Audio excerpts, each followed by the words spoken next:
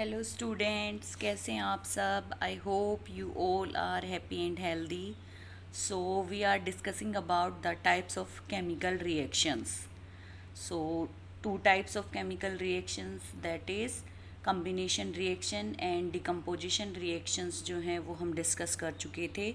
Next is displacement reaction. ठीक है, displacement reaction से पहले मैंने आपको बताया था दिस इज़ रिएक्टिविटी सीरीज़. ये आपको लर्न होना ज़रूरी है क्योंकि उसी से आप बता पाएंगे कि जो मेटल है वो दूसरे मेटल को रिप्लेस कर पाएगा कि नहीं. ठीक है, वेदर द डिस्प्लेसमेंट और whether the displacement reaction is possible और नॉट.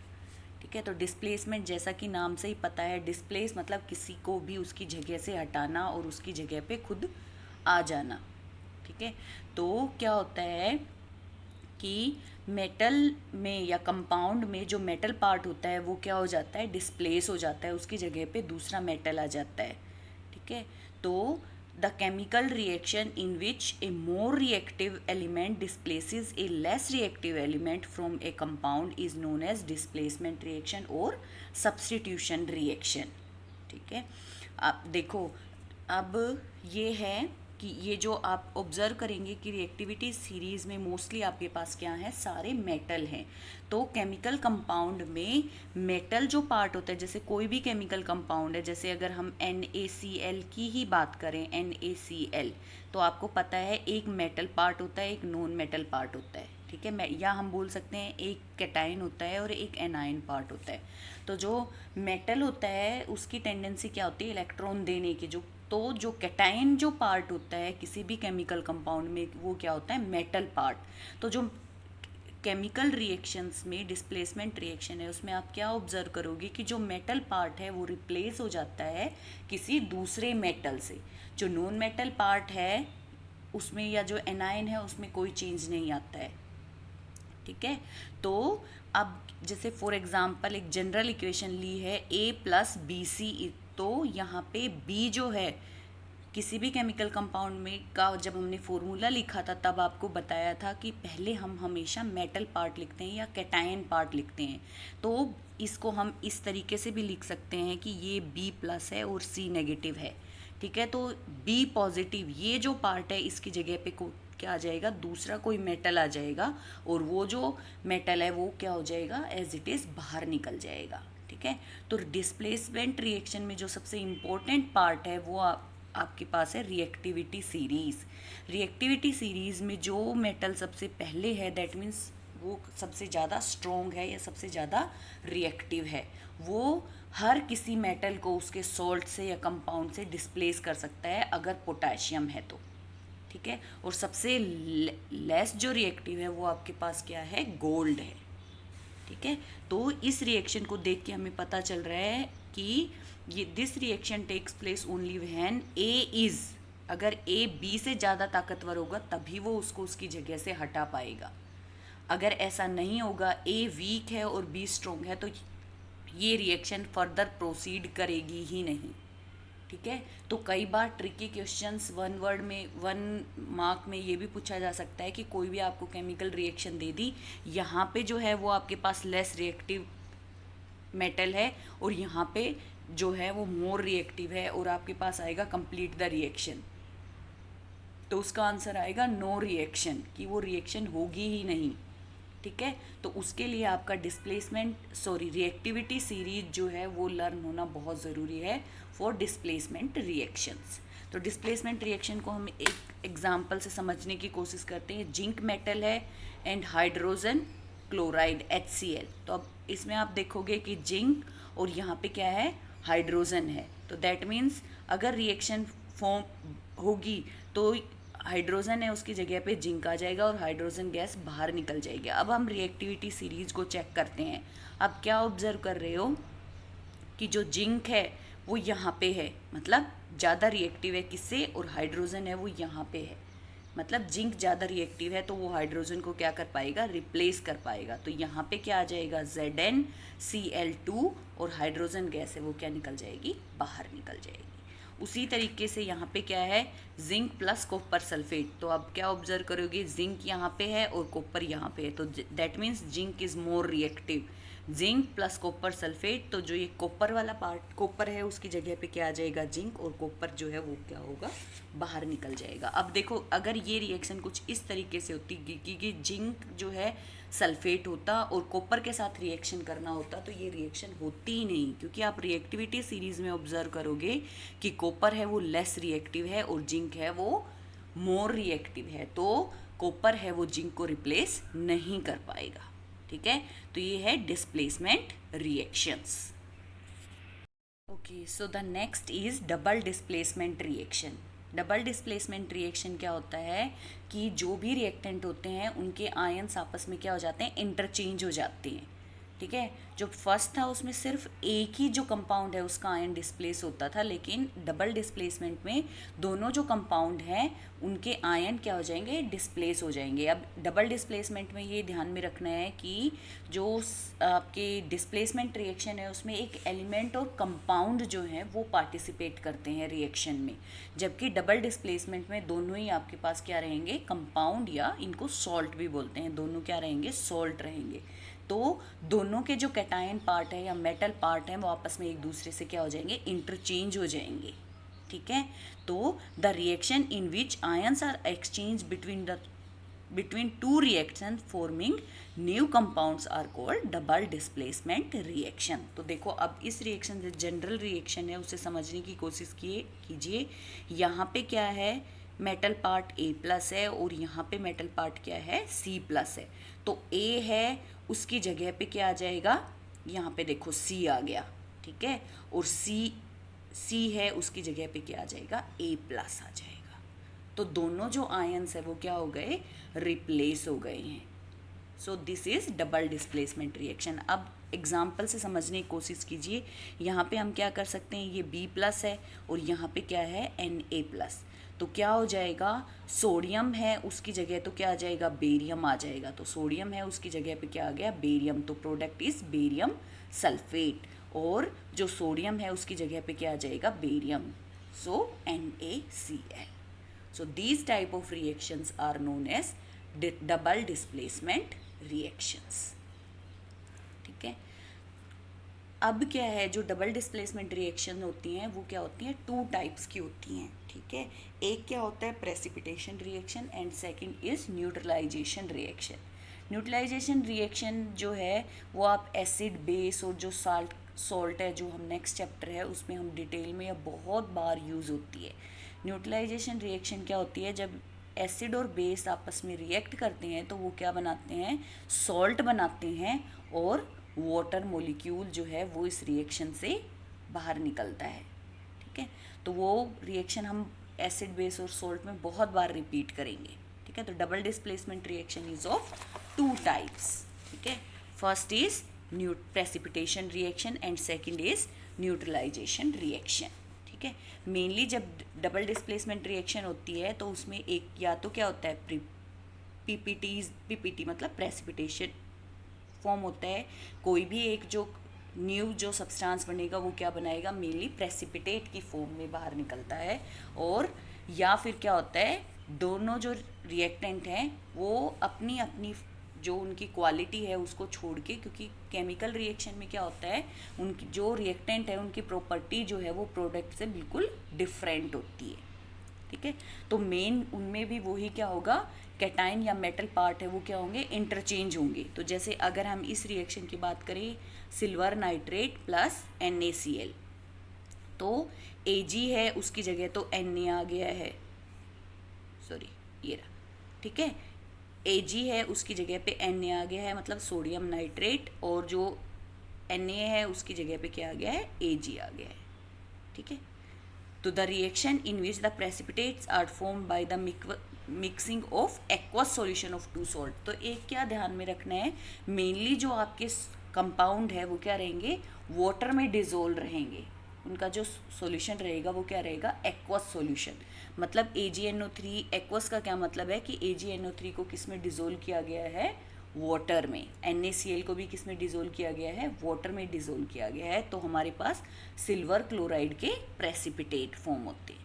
न्यूट्रलाइजेशन रिएक्शन क्या होती है, इसमें देखो हम आगे पढ़ेंगे कि NaOH होता है वो क्या होता है, एक बेस होता है। तो बेस क्या होते हैं, जिसमें नेगेटिव पार्ट जो होता है वो क्या होता है, OH माइनस होता है। और एसिड क्या होता है, जिसमें H प्लस होता है। ठीक है, ओके। तो ये होते हैं एसिड और बेस। जो भी कंपाउंड OH माइनस आयन देता है वो बेस होता है, और जो भी H प्लस आयन देता है वो क्या होता है, एसिड। तो इसमें ये बेस है और ये एसिड है। जब दोनों आपस में रिएक्ट करते हैं तो हमारे पास ये जो बनता है कंपाउंड, इसको हम बोलते हैं सॉल्ट। ठीक है, और उसके साथ साथ क्या बनता है, वाटर मोलिक्यूल।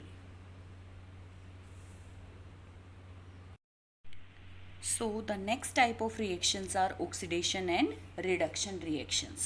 तो ऑक्सीडेशन और रिडक्शन को समझना बहुत ज़रूरी है।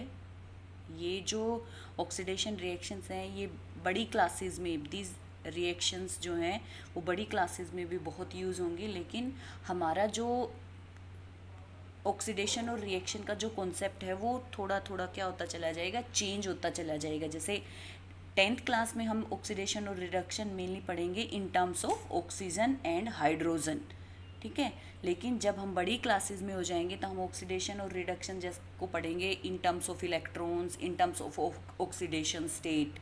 ठीक है, तो आपकी जो 10th क्लास है उसमें हम ऑक्सीडेशन और रिडक्शन को सिर्फ ऑक्सीजन और हाइड्रोजन या मेटल या नॉन मेटल तक ही सीमित रखेंगे। इसमें इलेक्ट्रॉन्स जो है उसका इस्तेमाल नहीं होगा। उसकी इलेक्ट्रॉन्स की टर्म में हम ऑक्सीडेशन और रिडक्शन जो है उनको स्टडी नहीं करेंगे। ठीक है, वो हायर क्लासेस में करेंगे, लेकिन आपको पता होना चाहिए। ठीक है, तो जैसा कि नाम से ऑक्सी मतलब ऑक्सीजन और एडिशन। ठीक है, ऑक्सीडेशन किससे मिल के बनाया है, एडिशन ऑफ ऑक्सीजन।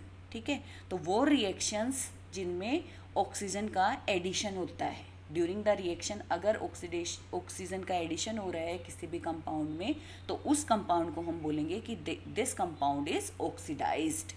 ठीक है, या दूसरा किस टर्म में हो सकता है, किसी भी कंपाउंड में से हाइड्रोजन जो है वो रिमूव हो रहा है तो इट इज़ ऑल्सो ऑक्सीडाइज्ड। अब बहुत सारी ऐसी रिएक्शंस होती हैं जिसमें हर रिएक्शन जो है उसमें हाइड्रोजन या ऑक्सीजन तो इन्वॉल्व नहीं होता है।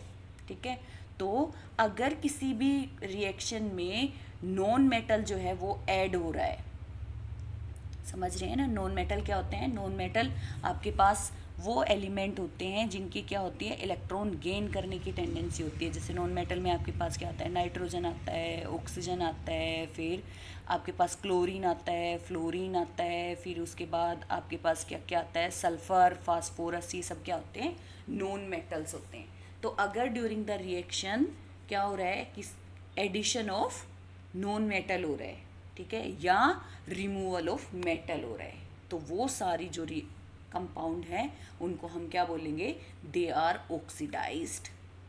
ठीक है, ओके। और वैसे जो ऑक्सीडेशन है उसको अगर हम इलेक्ट्रॉन्स की टर्म में डिफाइन करें तो क्या होता है, लॉस ऑफ इलेक्ट्रॉन्स। जिस किसी में भी कोई भी एलिमेंट है उसमें अगर इलेक्ट्रॉन्स का लॉस हो रहा है तो उसको भी हम क्या बोलेंगे, इट इज़ ऑक्सीडाइज्ड। ठीक है, रिडक्शन और ऑक्सीडेशन हमेशा क्या है, एक दूसरे के बिल्कुल अपोजिट है। ठीक है, तो रिडक्शन में आप देखेंगे जो चीज़ें हमने ऊपर लिखी हैं उससे बिल्कुल अपोजिट है, तो दैट मीन्स रिडक्शन मतलब रिमूवल। ठीक है, रिडक्शन मतलब रिमूवल। तो रिमूवल किसका होता है, रिमूवल होता है आपके पास ऑक्सीजन का। अगर ऑक्सीजन या नॉन मेटल जो है उसका रिमूवल हो रहा है और जो यहाँ पे रिमूवल हो रहा है वो क्या होते हैं, ऐड होते हैं। तो एडिशन ऑफ हाइड्रोजन और एडिशन ऑफ मेटल अगर है तो वो जो रिएक्शन है उसको हम क्या बोलेंगे, या सॉरी वो जो कंपाउंड है उसको हम क्या बोलेंगे कि दिस इज या दिस कंपाउंड और दिस एलिमेंट इज रिड्यूस्ड। ठीक है, ओके। तो ये है ऑक्सीडेशन और रिडक्शन। तो मेनली जो होता है किसी भी केमिकल रिएक्शन में ऑक्सीडेशन और रिडक्शन जो है वो साइमल्टेनियसली अकर होते हैं ड्यूरिंग द रिएक्शन। अगर कोई भी सब्सटेंस है वो ऑक्सीडाइज्ड हो रहा है तो दूसरा क्या होता है, ऑटोमेटिकली रिड्यूस्ड होता है। ठीक है, तो ऑक्सीडेशन और रिडक्शन रिएक्शन साथ साथ टेक प्लेस करती है। तो the reactions in which oxidation and reduction both take place, उस टाइप की रिएक्शंस जो होती हैं उनको हम बोलते हैं रिडॉक्स। रिडक्शन का RED और ऑक्सीडेशन का OX लेके हमने बना दिया redox reactions. So the chemical reaction in which oxidation and reduction takes place simultaneously, these reactions are called redox reaction. ठीक है, अब हम एग्जाम्पल से ऑक्सीडेशन और रिडक्शन को समझने की कोशिश करते हैं. सो ऑक्सीडेशन और रिडक्शन को हम एक एग्जाम्पल से समझने की कोशिश करते हैं. तो देखो, ये हमारे पास एग्जाम्पल है, copper oxide react with hydrogen to form copper and water. ठीक है, तो एक आपको ना ऑक्सीडेशन और रिडक्शंस की जो सारी डेफिनेशंस बताई हैं वो क्लियर होनी चाहिए. ठीक है, क्योंकि मैंने आपको बताया कि हर रिएक्शन में हाइड्रोजन और ऑक्सीजन इन्वॉल्व नहीं होंगे. तो मेटल और नॉन मेटल की टर्म में भी जो ऑक्सीडेशन रिडक्शन है वो आपको याद रखना पड़ेगा. ऑक्सीडेशन मतलब एडिशन ऑफ ऑक्सीजन और एडिशन ऑफ नॉन मेटल. ठीक है, and oxidation is removal of hydrogen और रिमूवल ऑफ मेटल. उसी तरह रिडक्शन मतलब एडिशन ऑफ हाइड्रोजन और एडिशन ऑफ मेटल. ठीक है, दूसरा जो रिडक्शन होगा वो ऑक्सीजन की टर्म में कैसे हो जाएगा, उसके मतलब रिडक्शन है वो या तो रिमूवल ऑफ ऑक्सीजन हो जाएगा, रिमूवल ऑफ नॉन मेटल, या एडिशन ऑफ हाइड्रोजन और एडिशन ऑफ मेटल. ठीक है, तो आपको बिल्कुल क्लियर होने चाहिए ऑक्सीडेशन और रिडक्शन की डेफिनेशन. तो अगर हम इस रिएक्शन की बात करें तो आप क्या देखोगे, रिएक्टेंट साइड में यहाँ पे है कॉपर ऑक्साइड और यहाँ पे है copper. That means copper oxide से कॉपर बनने में क्या हो गया है, कॉपर से ऑक्सीजन रिमूव हो गया है. तो आपको पता है रिमूवल ऑफ ऑक्सीजन क्या होता है आपके पास, reduction. That means in this reaction copper oxide is reduced to copper. ठीक है, हम इस स्टेटमेंट को क्या बनाएंगे कि during the reaction copper oxide is reduce to copper. So copper क्या हुआ है, रिडक्शन किसका हुआ है, कॉपर ऑक्साइड का हुआ है. ठीक है, तो हम रिएक्टेंट से प्रोडक्ट क्या बना. ठीक है, रिएक्टेंट साइड से प्रोडक्ट में जाने में उसमें क्या चेंज हुआ है. ठीक है, तो रिड्यूस जो हुआ है वो कॉपर ऑक्साइड हुआ है, कॉपर नहीं हुआ है. ठीक है, अगर हम कॉपर की बात करेंगे तो राइट हैंड साइड से हमें देखना पड़ेगा. अगर हम राइट हैंड साइड से देखने की बात करेंगे तो देखो कॉपर में क्या हो गया है, कॉपर ऑक्साइड ना ऑक्सीजन ऐड हो गया है. तो इस तरफ से अगर हम देखेंगे तो कॉपर ऑक्सीडाइज्ड हुआ है, क्योंकि आपको पता है ऑक्सीडेशन और रिडक्शन एक दूसरे के अपोजिट होते हैं. ठीक है, तो हम मेनली रिएक्टेंट से प्रोडक्ट में क्या बना उसको देखते हैं. ठीक है, अब अगर हम हाइड्रोजन की बात करें तो आप क्या देखोगे कि हाइड्रोजन जो है उसमें ऑक्सीजन का क्या हो गया है, एडिशन हो गया है. And addition of oxygen is oxidation. तो इस रिएक्शन में हम क्या बोलेंगे, अगर आपको फाइनली लिखना पड़े तो कॉपर ऑक्साइड है उसका क्या हुआ है, रिडक्शन हुआ है, और जो H2 है उसका क्या हुआ है, oxidation. So this is the example of redox reaction, क्योंकि इस रिएक्शन में ऑक्सीडेशन और रिडक्शन दोनों ही साथ साथ टेक प्लेस हो रहे हैं. तो these type of reactions are known as redox reactions.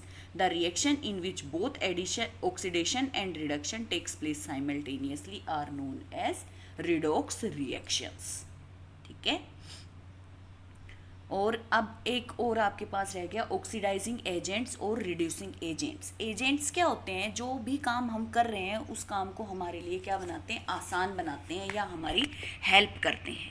ठीक है, तो आप क्या देखेंगे, ऑक्सीडाइजिंग एजेंट्स जो वो सब्सटेंस जो ऑक्सीजन जो है उसके एडिशन को क्या बनाते हैं, एडिशन ऑफ ऑक्सीजन या रिमूवल ऑफ हाइड्रोजन को हमारे लिए क्या बनाते हैं, ईजी बनाते हैं, या ऑक्सीजन जिसने प्रोवाइड की, ठीक है, ऐड करने के लिए, तो वो जो सब्सटेंस होते हैं वो क्या होते हैं, ऑक्सीडाइजिंग एजेंट्स. रिड्यूसिंग एजेंट्स क्या होंगे, वो सब्सटेंस जिसने हाइड्रोजन दी रिडक्शन के लिए, है ना, या जिसने क्या किया, ऑक्सीजन को रिमूव करने में हेल्प किए. रिमूव करने में मतलब जो खुद ऑक्सीजन लेके चला गया है. ठीक है, तो हमेशा ये ध्यान में रखना है, जिस भी सब्सटेंस का ऑक्सीडेशन होगा वो रिड्यूसिंग एजेंट की तरह बिहेव करेगा. ऑक्सीडेशन जिसका होगा, जिसने मतलब ऑक्सीजन का ऐड हो गया. ठीक है, ऑक्सीजन का ऐड क्या कैसे होगा, जब कोई देगा तभी तो ऑक्सीजन ऐड होगी. तो अगर हम इस रिएक्शन की बात करें तो जो कॉपर ऑक्साइड है उसका क्या हुआ, कॉपर ऑक्साइड है, इसी ने ऑक्सीजन प्रोवाइड की तभी तो वो हाइड्रोजन ने ली. है ना। तभी तो, अगर ये अपनी ऑक्सीजन देता ही नहीं तो हाइड्रोजन जो है उसका ऑक्सीडेशन होता ही नहीं। तो that means in that case copper oxide is oxidizing agent. तो अगर आप ट्रिक्स में याद रखना चाहते हैं, ठीक है, कॉन्सेप्ट को भी समझने की कोशिश करो कि अगर कॉपर ऑक्साइड अपनी ऑक्सीजन देता ही नहीं तो H2 है उसका ऑक्सीडेशन होता ही नहीं। तो that means in that case hydrogen जो है उसके ऑक्सीडेशन में किस एजेंट ने काम की, कॉपर ऑक्साइड। तो कॉपर ऑक्साइड जो है वो क्या होगा, ऑक्सीडाइजिंग एजेंट। लेकिन ट्रिक्स में आप ऐसे याद रख सकते हो कि जिसका भी आप देखो ऑक्सीडेशन जिसका भी हो रहा है it will behave like reducing agent, और जिसका भी रिडक्शन हो रहा है then it will behave like an oxidizing agents. ठीक है, तो कुछ और रिएक्शंस जो है आप आपकी बुक में जो भी रिएक्शन दी हैं उनको आप प्रैक्टिस करके देखना कि किसका ऑक्सीडेशन हो रहा है किसका रिडक्शन हो रहा है। सब रिएक्शंस में ऑक्सीजन और हाइड्रोजन इन्वॉल्व नहीं भी हैं तो मेटल एंड नॉन मेटल की टर्म में उसको देखने की कोशिश करना। ठीक है, तो आज के लिए इतना ही। Thank you very much.